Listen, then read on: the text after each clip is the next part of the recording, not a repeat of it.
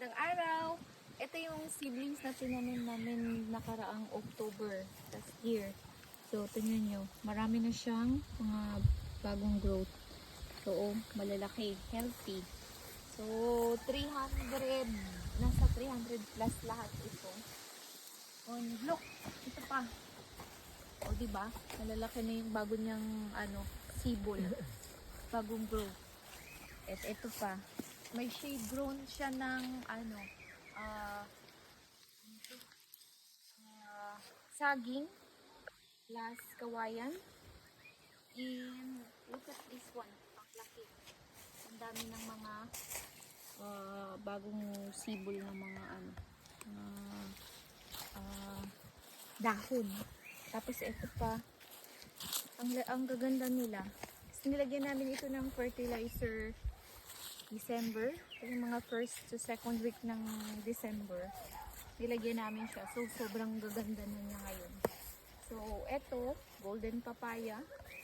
And, ayan, ito ay male. Pero ito, I think to, female. And this one, ito rin. So, marami pa to. 300 plus. October last year. So, marami yan sila. So, gustong-gusto nila ito dito kasi nga malamig at saka may lilim. Meron din, ito yung last year din na, 2-year-old na coconut. So, pag naglaki yan, na yan siya, shade na rin nila. So, tingnan nyo, sobrang healthy. Sobrang ganda. Ganda nila. Buyag-buyag ang taba. Tapos, eto, and some mga coconut, more on dwarf coconut. So, hanggang doon yan, lahat. Ito din yan. So, eto pa. Oh, ang cute. Marami.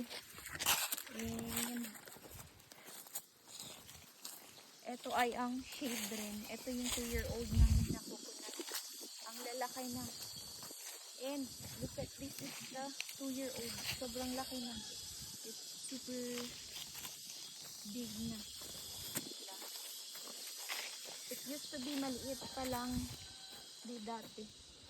Then laki na. I think 3 years magbubunga na yan sila.